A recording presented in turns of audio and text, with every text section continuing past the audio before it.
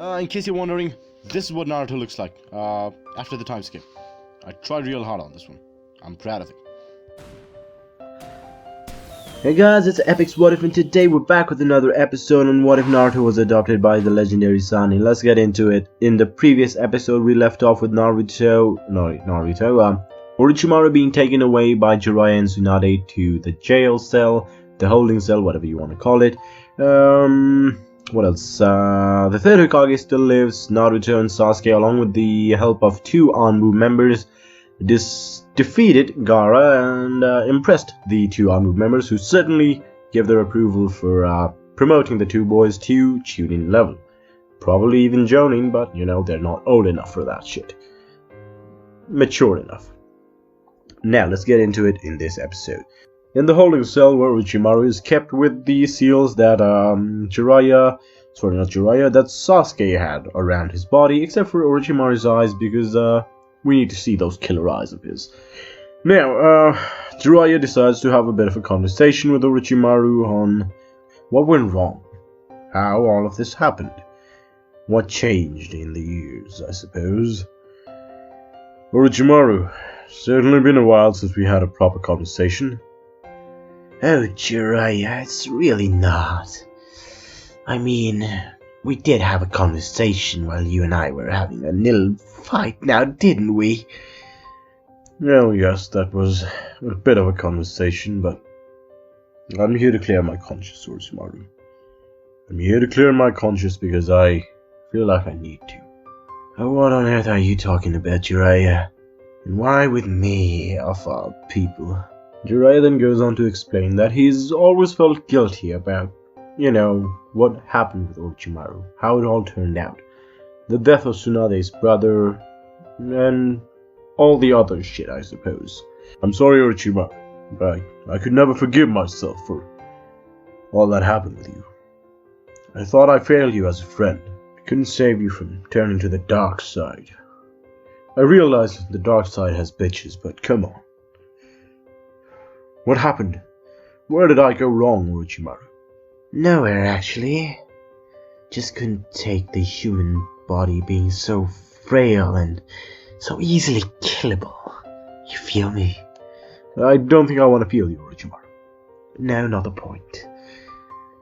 I did what I did because I felt it was right. You do what you do because you think it is right.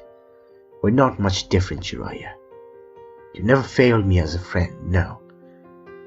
I think I failed as a friend, to be honest. But that's a story for another time. Now I realize this is totally out of character for Orochimaru, but this is a totally different scenario of circumstances. Orochimaru was, let's say he was spared by Jiraiya. Why not? Why not?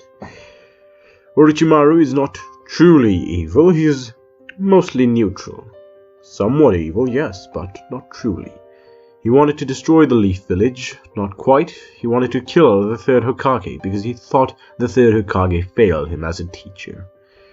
Kicked him out of the village because he simply wanted to do some research. Was it correct? No, it was not, but he just wanted to research some more. Find out what was wrong, how he could fix a human body, how he could make sure no one else died. Was that so wrong of me? Was that really what I did wrong back then? Jiraiya is a bit taken aback by this statement, but he can understand it. He saw where Orochimaru was coming from. After Orochimaru's parents' death, seeing Tsunade's brother, whatever his name was, die in front of him when he was put under his care, explode into bits. That took a toll on Orochimaru. In case you're not getting it, I'm trying to redeem his character even more. Jiraiya then reveals to Orochimaru that after he left the village, swearing to kill it off, to kill everyone and all that shit, he couldn't cope with it. Jiraiya was offered the position of Hokage. He couldn't accept it because he thought he failed his friend. If he couldn't save a friend, how could he save a village? Orochimaru realizes how Jiraiya must have felt throughout the years. Seeing his friend, well, his best friend, not gonna lie, do all this shit, and always blaming himself for not being able to save him. Orochimaru almost tears up. Or he would tear up if he still had tear glands. I don't think he has them anymore. Orochimaru simply says, It's alright, Jiraiya. I never blamed you for anything. You shouldn't blame yourself. I did what I did because I felt it was right. I'm sorry for failing you as a friend instead. Jiraiya leaves this place feeling almost fulfilled. Orochimaru, for the first time in a long time, feels relieved that he could finally share his burden with somebody. Almost fix it with a friend of his. Somebody, even though he won't admit it, he's still somewhat cared for. After this, Jiraiya and Tsunade are offered the position for Hokage by the third Hokage. Tsunade doesn't want to take it. She feels she would not make a good Hokage, and it's not for her, honestly. Jiraiya thinks on it, ponders, and even though he's said no quite a few times in the past, he surprises the third Hokage by saying, "If this is truly your wish, Master, I'm willing to take it." This shocked the third Hokage and Tsunade, and she does question him on this. Jiraiya, I never thought you actually wanted the position. I didn't. I never did. Let's just say a friend convinced me. Jiraiya would just smile at that. Tsunade would somewhat understand it, but she would not understand why Orochimaru would actually convince him to be the Hokage. The third Hokage is happy with this decision, and he informs the elders, who are surprised by this as well. And they go their merry way. Jiraiya is crowned Hokage. Jiraiya shares the news with his son over dinner. Alongside Tsunade, they have dinner together, in case you're wondering. Naruto is ecstatic at this. He is excited. He is super happy that Jiraiya actually became the Hokage. It is after this that Jiraiya is crowned Hokage, and Naruto feels he should take his training up a bit more. Naruto and Sasuke train together for about a year. Nothing special happens around this time, in case you're wondering. The Akatsuki are apparently on the move, but nothing special has been done by them. None of the Jinchuriki have gone missing so far, so it's alright. Except for the ones that were already missing. Naruto and Sasuke train together for a year, after which Naruto decides he must leave the village, travel the world, train like Jiraiya did almost. He asks for Jiraiya's permission. Jiraiya feels it's somewhat necessary. Naruto needs to experience the world outside the village, and Tsunade, even though she's reluctant, she agrees to it as well. Naruto leaves the village to explore, I suppose. Naruto's journey starts from the sand, and, the information about him actually going there reaches faster than Naruto does, and he is escorted by Temari and Kanguro, and Gaara as well. They have taken on the task of showing him around the sand. Naruto's excited, and he's pretty happy with this. He spends about 3 months in the sand village just roaming around, getting to know people, all that shit. Learns a few wind jutsus and all that shit. It's fun and games. I'm not gonna go through every fucking village, but he goes to the sand, learns about wind jutsus and shit because they're pretty good at that shit. He goes to the land of lightning to kinda improve on his physical attributes. And all that shit and all that shit and all that shit. You get what I'm going with, right?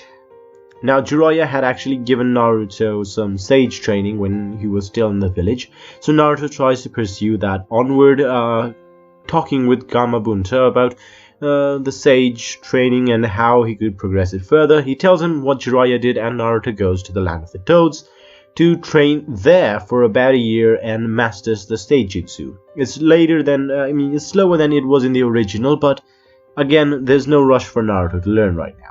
About 3 years outside of the village, he returns to the village, and honestly, there's a decent character development.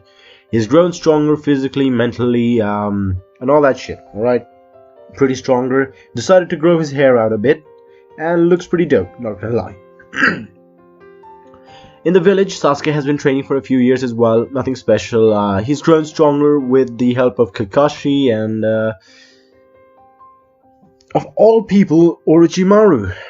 After a few years on probation, answering to his crimes, after giving some valuable intel on Danzo and his fucking horrible behaviors, crimes against the Leaf and the Uchiha clan, and actually helping in the arrest of Tanzo. His prison time is reduced considerably.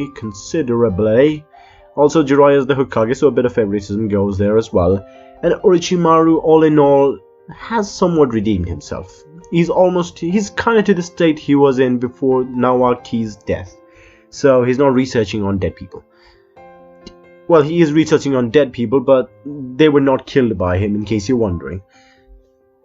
He still wants to figure out how he can make the human body stronger, so that, you know, people don't die a lot. He doesn't want people to die. Come on, let him have it.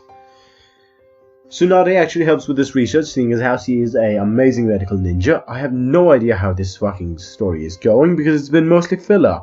I hope you guys don't hate me for this. The next episode is going to come out in 2 days, in case you're wondering. I've already recorded it. This time, I promise it's going to be 2 days. I promise it. Alright. Orochimaru has somewhat redeemed himself. Jiraiya is the Hokage. Sasuke is stronger. Tsunade and Jiraiya are very intimate. They're not sharing the same bed, in case you're wondering. I'm not going to say the F word, because I'm starting to cuss less. It's not easy, apparently. I'm just hoping I don't cuss a lot in this video, right? Fuck me.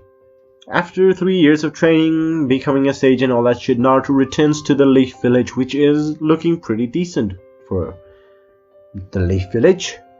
He returns to the village and he is immediately recognized by a few Jonin at the gates right there, because Naruto was pretty famous after saving the village from Gaara, after 2 Anbu members apparently respected him for that.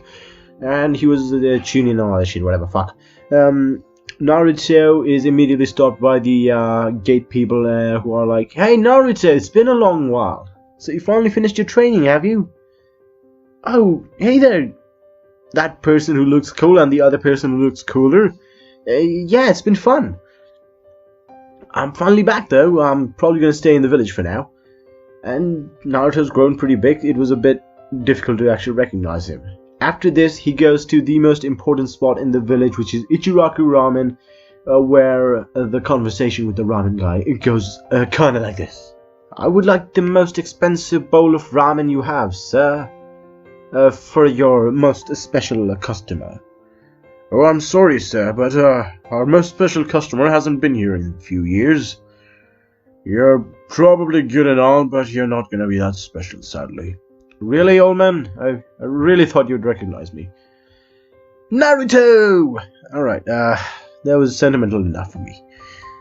Naruto then returns to Jiraiya, and he is excited to see Jiraiya in the position of Hokage and all that shit. Then he is called on to spar with Kakashi to see how he's progressed. I spent 12 minutes just to say he's gonna spar with Kakashi. This isn't gonna end well, is it? Anyway, now Naruto looks outside. He's like, "Oh no, that's Kakashi!" Sasuke is calling as well, because he's in the village and he's apparently a Jonin now, and Naruto's excited for that shit as well. Sakura is calling as well, and she's a Chunin, not a Jonin, because she's Sakura, but she's been working hard and she is a very very accomplished medical ninja. Good on her, honestly. Now, what happens next? Kakashi and the gang spar in the place that they used to spar at. This time, instead of Tsunade overseeing it with Jiraiya coming in from the shadows, Jiraiya oversees with Tsunade coming in from the shadows, because Jiraiya is the Hokage. Thank God. Alright, what happens now? The sparring session, it goes very differently, actually. Naruto is currently, let's say, I think he's about 15, maybe 16 years old. He looks pretty mature for his age, and he's grown significantly stronger, as you will see soon enough. Naruto and Sasuke, even after being away for 3 years, the bromance still lives, as both of these people know exactly how to work with one another.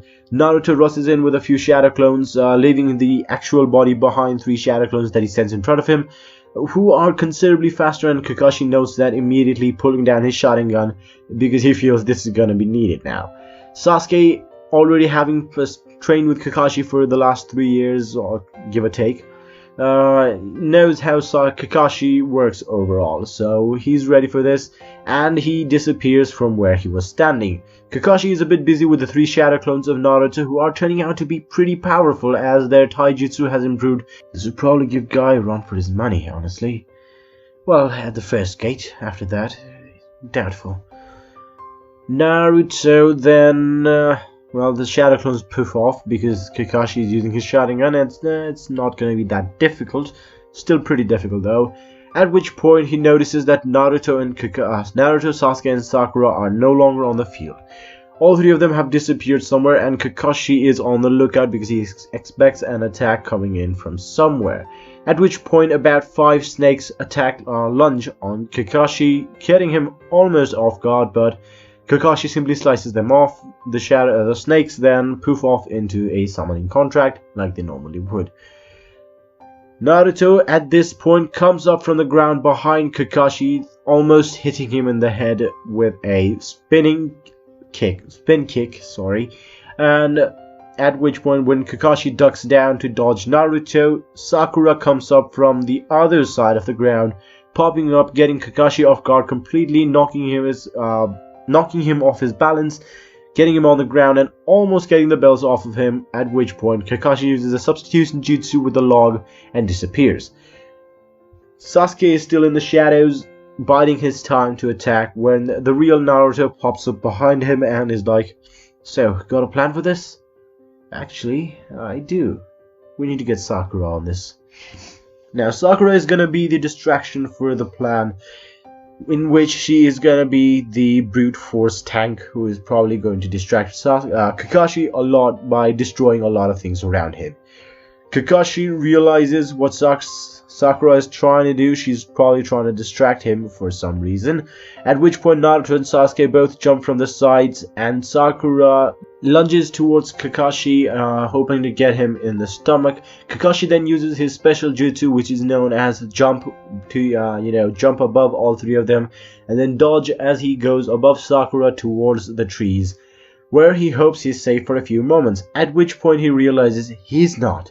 There have been a ton of traps laid around the area with ninja wires so slim you could not see them with the normal eye, but Kakashi has a Sharingan, which is OP as fuck. Kakashi notices the strings immediately and he uses a kunai to cut through the strings, at which point 15 Naruto clones pop up from around him and start taking shots at Kakashi. Kakashi is caught off guard by this, at which point again, after luring Kakashi to a certain spot by, basically pummeling him around almost, Kakashi was dodging and they're just directing him towards a certain spot where Sasuke comes up using the headhunter jutsu that he learned from Kakashi throughout the years of his training to get the belts and get Kakashi down, and that is how they win. I hope I've said that correctly. I don't know how this video turned out, but I do have art for you guys to show how Naruto might look. Please be kind. Also, I'm gonna need you guys to comment a fuck ton more because the What If Kakashi Adopted Naruto series is not doing that well. I need to know if you guys still want me to continue that series. If not, name some series that I can continue alongside these two, or, well, with this and that series, whatever you guys mention. I'm gonna do another series soon enough. I do need some ideas until then though. Peace out. See you soon.